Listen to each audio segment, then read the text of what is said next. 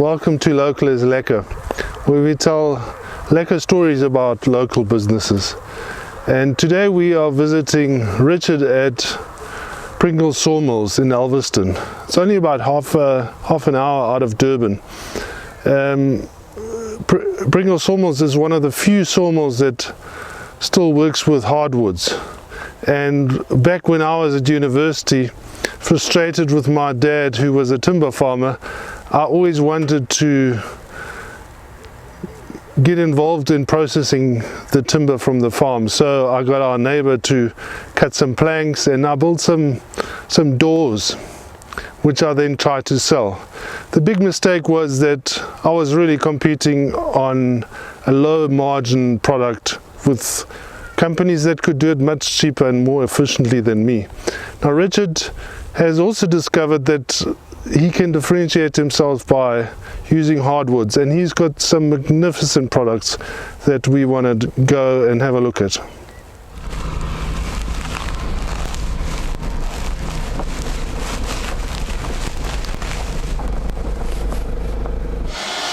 Hi there, my name is Richard Pringle.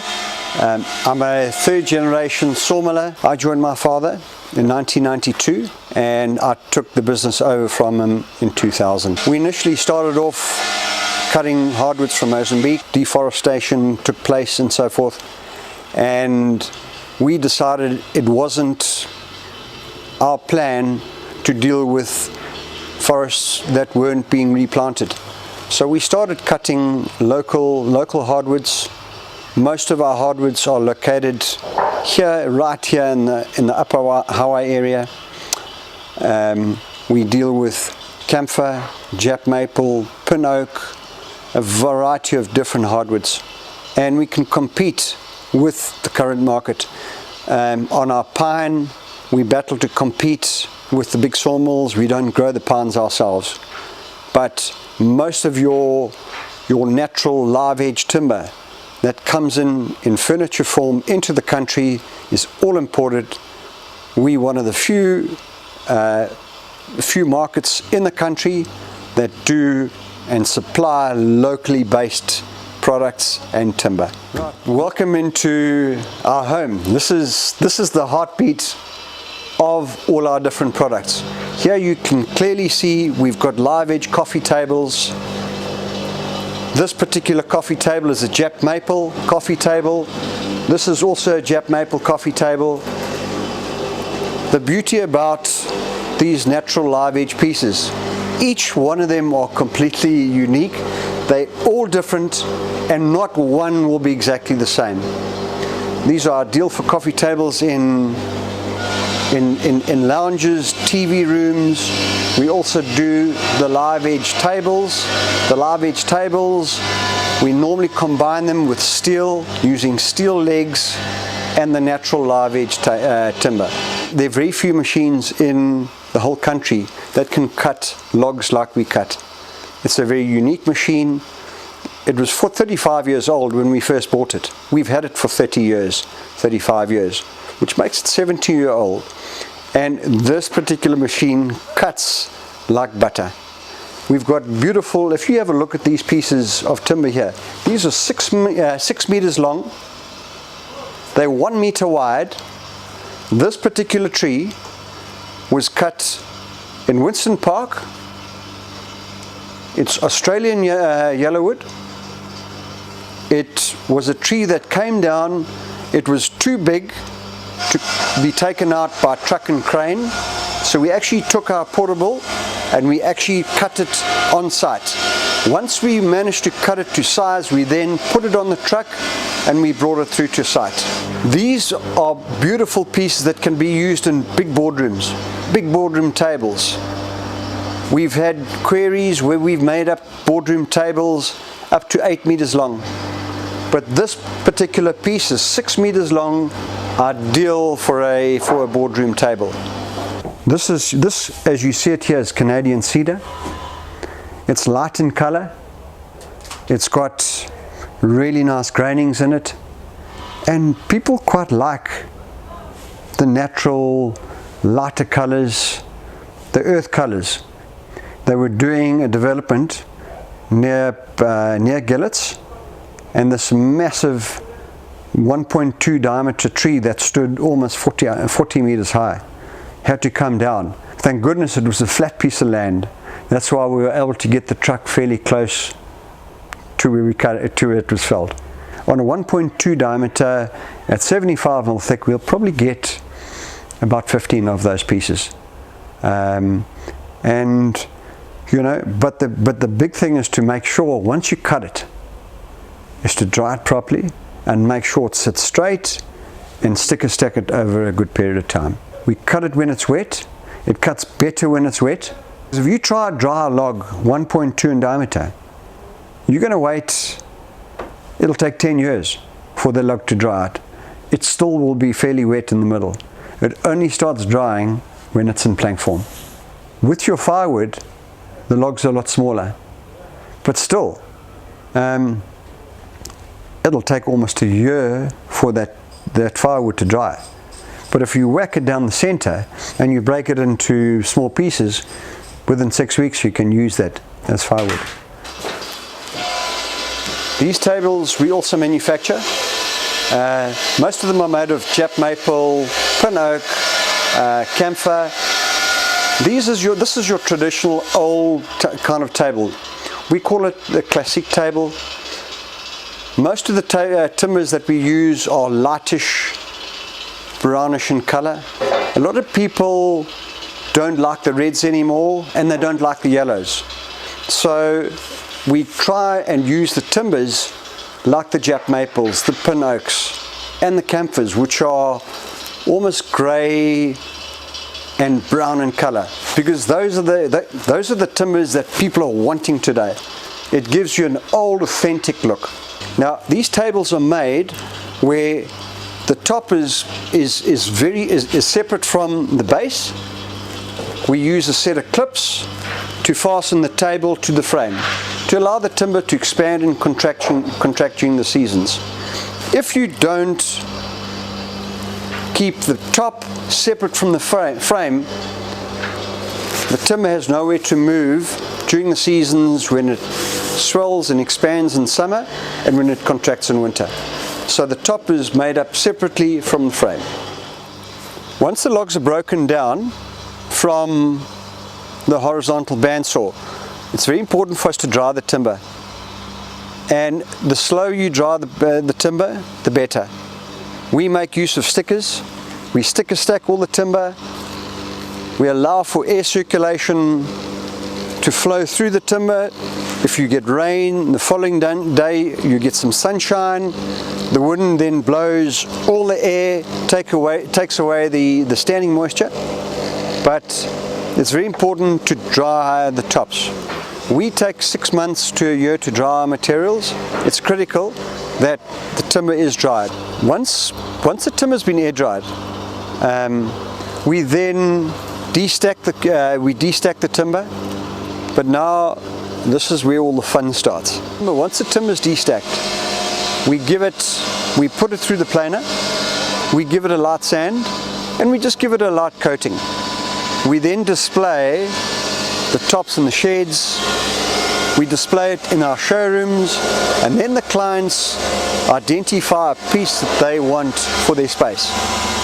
Then we make the tables up. We then sand it down. We either use a Danish oil or we put on a water-based coating. But we only finish off once the clients have chosen their piece. We do from time to time make up specific bespoke pieces. The tables that we see in the showroom, we finish those off. Sometimes clients prefer to see a finished product and buy a finished product what they can see. Sometimes the clients can't see the beauty of the timber when it's in a semi-finished form. In this room we've got all our exciting smalls. Each piece is different, and that's what we're encouraging people to do, to come up and buy and select their piece of timber that they want to make their hat stand, their coat rack, their little vanity. And there are a wide variety of different types of timbers that we got here. It's mainly Jap maple, it's mainly pin oak, camphor. Now, the Jap maple, you get a spalting effect taking place. Now, once you put a coating on that, all the little black striations and the little black lines come through, they come alive. This room, as we see it, this is our treasure hunting room. If you have a passion to make something really unique, you can come into this treasure room. This is the treasure hunt. And there'll be one of these pieces that'll have your name on it. These are laminating presses. It's quite an interesting story with these laminating presses. About 15 years ago, my dad was driving past the old clan sawmill, and he saw scrap dealers driving into the sawmill, and my dad just so happened to be visiting Sappi Clan sawmill, and he saw these beautiful presses being loaded onto a superlink, and they were about to cut them up into scrap. We managed to rescue them, we managed to salvage them, and these are the presses that you see that we're operating from today. These are, we manufacture laminated beams, we use all our shorts, we finger joint our products. These particular beams are being used for tables, for vanities, and also countertops and counter islands. We also manufacture laminated beams with these presses for structural purposes, exposed beams. There's a big move towards having timber exposed beams. A lot of the materials that we use in manufacturing our laminated beams, we make use of all our shorts, so our wastage is very little. Most of this material that we use on the beams and the tops would end up as being firewood if we didn't manufacture these laminated beams. And it's just quite exciting. We make use of all our wastage material. Our wastage is minimal. One of the most important parts of the sawmilling industry, it's fine and it's easy cutting the big sections of timber, the smalls, the stuff that's been dry. What do you do with all the small offcuts? What do you do with all the small pieces? Because in the end, that is where your profit lies. That is where the money lies. So you've got to try and make use of every product and every size piece of timber. So before our lockdown, before COVID-19, we were quite happy just moving on, plodding on. But when the chips when the chips were down, we had to identify certain markets where we could start producing. We teamed up with a mate who used to sharpen my saws 10, 15 years ago. He went on his own. He now produces and manufactures, and he supplies the sugarcane industry with cane knives. He does the steel work, I supply all the handles. Another innovative way that we make use of all our offcuts, we manufacture parquet flooring. We supply a lot of parquet flooring through to restaurants, through to Nando's. We've been supplying Nando's for the last 4 years with parquet. Here we sit in our veggie garden at my house. We used rower sleepers as our veggie boxes here. Rower sleepers are difficult to get hold of, they're expensive. Have a look at these beautiful veggie boxes of ours. We're making them in modules. Every house is going to have veggies growing in their garden again. People are going to go back to the 60s.